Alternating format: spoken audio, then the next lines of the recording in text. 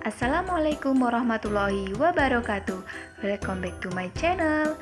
Kembali lagi bersama saya Lili Utami, mahasiswa Tadris Ilmu Pengetahuan Sosial UIN Sayyid Ali Rahmatullah Tulungagung. Salam jas merah. Kali ini saya akan menyampaikan materi tentang manusia dan sejarah. Di materi kali ini saya akan membahas tentang pengertian sejarah, kemudian unsur-unsur sejarah, kemudian konsep sejarah, periodisasi sejarah, manusia dalam konsep ruang dan waktu, sejarah sebagai ilmu, dan manfaat mempelajari ilmu sejarah atau kegunaan ilmu sejarah secara langsung. Yang pertama adalah pengertian sejarah. Sejarah berasal dari bahasa Arab yaitu syajarotun, yaitu pohon. Kenapa pohon? Karena pohon itu selalu berkembang sama halnya dengan sejarah. Itu berawal dari peristiwa yang kecil, kemudian semakin bertambahnya hari, bertambahnya bulan, dan lemahnya tahun, maka peristiwa sejarah itu semakin kompleks. Sama halnya dengan pohon-pohon yang awalnya kecil kemudian berkembang bertambah pohon ranting, daun, bahkan ada juga pohonnya. Kemudian dari bahasa lain yaitu Yunani berarti historia yang artinya ilmu, dari Inggris history artinya masa lalu, dan dari Belanda geschiedenis artinya yang sudah terjadi. Dan yang terakhir yaitu dari Jerman, Geschichte artinya sesuatu yang telah terjadi. Dan yang terakhir yaitu dari Jerman, Geschichte artinya sesuatu yang telah terjadi. Kemudian siapa sih bapak sejarah dunia? Ayo, ada yang tahu nggak? Jadi bapak sejarah dunia itu adalah Herodotus. Dia seorang ilmuwan atau sejarawan dari Yunani. Sedangkan untuk Bapak Sejarah Indonesia yaitu Bapak Sartono Kartodirjo. Ciri-ciri sejarah. Yang pertama adalah bersifat unik. Unik karena peristiwa yang sudah terjadi itu hanya terjadi satu kali saja. Dan yang sama persis mungkin bakalan terulang lagi dengan peristiwa yang sama tetapi kejadiannya atau tempat sudah berbeda. Pelakunya sudah berbeda, kemudian tidak akan berulang kembali. Jadi ini yang dinamakan unik. Kedua yaitu tidak akan berulang. Dan yang ketiga yaitu berpengaruh besar. Jadi tidak semua peristiwa yang terjadi di dunia di Indonesia itu bisa dijadikan sebagai peristiwa sejarah kalau tidak berpengaruh besar. Seperti contohnya kayak peristiwa proklamasi pada tanggal 17 Agustus 1945 terhadap kehidupan di Indonesia khususnya. Jadi dapat disimpulkan bahwa pengertian sejarah itu adalah peristiwa masa lalu yang terjadi pada manusia yang mempengaruhi kehidupan manusia dan dijadikan pedoman untuk generasi yang akan datang. Dimensi waktu dalam sejarah yaitu ada 3 hal. Yang pertama masa lalu, masa kini, dan masa yang akan datang. Kemudian unsur-unsur sejarah. Yang pertama ruang, yaitu tempat terjadinya peristiwa sejarah. Yang kedua waktu, yaitu waktu terjadinya peristiwa sejarah. Yang ketiga manusia, yaitu pelaku sejarah. Manusia ini adalah faktor penting yang terhadap suatu peristiwa sejarah. Selanjutnya yaitu konsep sejarah. Sejarah sebagai peristiwa, yaitu peristiwa yang benar-benar terjadi dan tidak terulang kembali dan bersifat objektif. Selanjutnya yaitu sejarah sebagai kisah. Sejarah sebagai kisah adalah peristiwa yang telah terjadi dikisahkan kembali dalam bentuk cerita dan bersifat subjektif. Tergantung siapa yang menceritakan, jadi semisal ada satu peristiwa, misalnya entah bahkan atau kecelakaan, si bilangnya ya salah, semisal kecelakaan antara mobil dan motor, mobilnya yang salah. Itu kan subjektif ya, tergantung cara pandang seseorang yang melihatnya. Yang ketiga yaitu sejarah sebagai ilmu.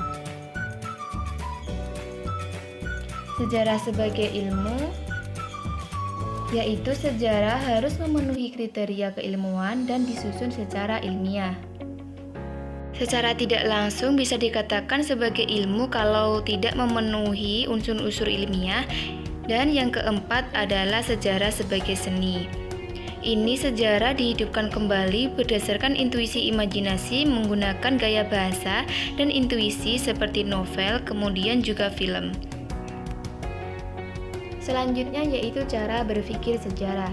Cara berpikir sejarah ada dua. Yang pertama diakronis. Berasal dari bahasa Yunani, dia artinya melewati, kronos artinya perjalanan waktu. Jadi diakronis ini maksudnya adalah menyempit dalam ruang tetapi panjang dalam waktu. Jadi diakronis berpikir ini mementingkan proses terjadi, sebab proses terjadinya sebuah peristiwa. Contohnya nih, dengarkan membahas tentang peristiwa Rengas Dengklok. Kita akan bahas dimulai dengan kedatangan Jepang dan berbagai kebijakannya Jepang hingga akhirnya terjadi peristiwa Rengas Dengklok. Walaupun ini yang bahas banyak, tetapi hanya inti-intinya saja. Jadi misalnya kebijakannya apa, dalam pendidikan, kebudayaan, dan sebagainya. Ciri-cirinya mengkaji dengan berlakunya waktu, bersifat komparasi, kemudian terdapat konsep perbandingan dan kajian cakupan lebih luas karena waktunya lebih lama. Dan kemudian yang kedua yaitu sinkronis. Sinkronis yaitu meluas dalam ruang dan pendek dalam waktu. Jadi berpikir sinkronik ini kita dituntut untuk menganalisis suatu peristiwa pada intinya. Contohnya nih, Ibu contohkan untuk peristiwa Rengas Dengklok. Jadi ayo kita cuma kutat dengan peristiwa Rengas Dengklok, apa penyebabnya, gimana endingnya, siapa saja yang terlibat, terjadi hanya seputar peristiwa Rengas Dengklok saja, tidak melebar ke peristiwa-peristiwa yang lain. Selanjutnya yaitu konsep kausalitas dalam sejarah. Dalam kehidupan sehari-hari, kita sering melihat adanya suatu kejadian yang disebabkan oleh perbuatan tertentu dan menghasilkan perbuatan yang lain. Contohnya, kalau di dalam kehidupan kita sering dengar adanya hukum karma. Kalau dalam fisika ada hukum Newton 3, ada aksi dan reaksi. Tetapi kalau dalam sejarah ini namanya kausalitas, yaitu hubungan sebab akibat. Jadi suatu peristiwa yang mengakibatkan peristiwa B, kausalitas ini saling mempengaruhi antara peristiwa sebelumnya dan peristiwa yang akan terjadi. Hubungan sebab akibat ini dikaji berdasarkan perkembangan dari waktu ke waktu. Contohnya nih, kenapa sih terjadi peristiwa Rengas Dengklok? Karena Sultan Syahrir ini mendengar berita kekalahan Jepang. Jadi karena Sultan Syahrir mendengar berita kekalahan Jepang, mulai mengakibatkan golongan muda menuntut golongan tua untuk segera melaksanakan kemerdekaan Indonesia. Selanjutnya yaitu periodisasi sejarah. Adalah pembabakan waktu dalam sejarah yang digunakan dalam berbagai peristiwa. Banyaknya peristiwa yang terjadi pada manusia ini memerlukan pengklasifikasian berdasarkan bentuk secara jenis peristiwa tersebut yang terjadi. Peristiwa ini biasanya diklasifikasikan dan disusun secara kronologis berdasarkan urutan waktu kejadiannya. Fungsi dari periodisasi ini yaitu untuk mempermudah pemahaman dan pengklasifikasian peristiwa sejarah berdasarkan urutan waktu. Periodisasi sejarah di Indonesia dibagi menjadi dua, yaitu yang pertama adalah zaman praaksara, yaitu zaman sebelum manusia mengenal tulisan, atau sering kita kenal dengan zaman manusia purba. Kemudian yang kedua adalah zaman sejarah, yaitu zaman di mana manusia sudah mulai mengenal tulisan, dimulai dengan masuknya Hindu-Buddha ke Indonesia, kemudian Islam, terus bangsa Barat, kemudian bangsa Jepang, sampai akhirnya Indonesia merdeka.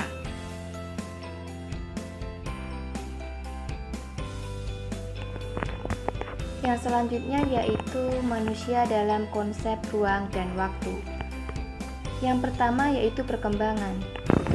Perkembangan terjadi apabila dalam kehidupan masyarakat terjadi gerak secara turut-berturut atau berurutan dari bentuk yang satu ke bentuk yang lainnya. Biasanya perkembangan ini berubah dari bentuk yang sederhana ke bentuk yang lebih kompleks. Yang kedua yaitu kesinambungan. Terjadi bila kehidupan masyarakat hanya mengadopsi lembaga-lembaga lama. Misalnya pada masa kolonial menginjakkan pemerintah kolonial Belanda mengadopsi kebiasaan lama antara lain menarik upeti raja, taklukan, kemudian Belanda meniru raja-raja pribumi. Yang ketiga yaitu pengulangan. Pengulangan terjadi bila masyarakat mengulang peristiwa yang telah terjadi lagi di masa yang akan datang. Selanjutnya yaitu perubahan. Perubahan terjadi apabila dalam kehidupan masyarakat terjadi perkembangan secara besar-besaran dalam waktu yang relatif singkat. Contohnya yaitu revolusi industri. Selanjutnya yaitu jenis-jenis perubahan. Yang pertama revolusi, yaitu perubahan secara cepat. Yang kedua evolusi, yaitu perubahan secara lambat. Selanjutnya yaitu sejarah sebagai ilmu. Sejarah adalah gambaran tentang peristiwa masa lampau yang dialami manusia, disusun secara ilmiah, meliputi kurun waktu tertentu, diberi tafsiran dan dianalisis secara kritis sehingga mudah dipahami dan dimengerti. Ciri-ciri sejarah sebagai ilmu. Yang pertama, memiliki objek. Contohnya adalah tokoh sejarah seperti R.A. Kartini, Insinyur Soekarno maupun tokoh-tokoh lain. Yang kedua adalah empiris. Yang ketiga adalah mempunyai metode. Jadi metode dalam sejarah ada 4. Yang pertama adalah heuristik pengumpulan data, kemudian verifikasi atau kritik ekstern dan intern, interpretasi atau penafsiran, dan yang terakhir adalah penulisan sejarah. Yang keempat yaitu generalisasi. Manfaat ilmu sejarah. Sejarah adalah sesuatu yang terjadi pada masa lampau. Fungsi sejarah pun penting untuk media pembelajaran dan pengetahuan. Jika dijabarkan lagi, ada banyak lagi manfaatnya seperti media rekreatif dan edukatif. Kita bahas satu persatu ya. Jadi dengan mempelajari ilmu sejarah, yang pertama kita akan mendapat manfaat mengetahui peristiwa yang terjadi pada masa lampau. Yang kedua yaitu sebagai sumber inspiratif, yaitu dengan mempelajari sejarah kita jadi terinspirasi terhadap tokoh-tokoh sejarah maupun peristiwa-peristiwa yang sudah berlalu. Yang ketiga yaitu manfaat instruktif. Manfaat instruktif itu muncul dalam proses penyampaian suatu ilmu pengetahuan sebagai bagian dari ilmu pengetahuan. Pada dasarnya sejarah memberikan pengetahuan yang bersifat teoritis berupa pemahaman terhadap generalisasi atau konsep yang dipelajari dari peristiwa sejarah. Dan selanjutnya, sejarah sebagai sarana rekreasi. Dengan adanya peristiwa sejarah akan meninggalkan tempat-tempat atau bangunan-bangunan yang bisa kita jadikan sebagai tempat rekreasi seperti Candi Borobudur maupun benteng-benteng peninggalan Belanda. Sekian materi dari saya, semoga bermanfaat. Terima kasih. Wassalamualaikum warahmatullahi wabarakatuh.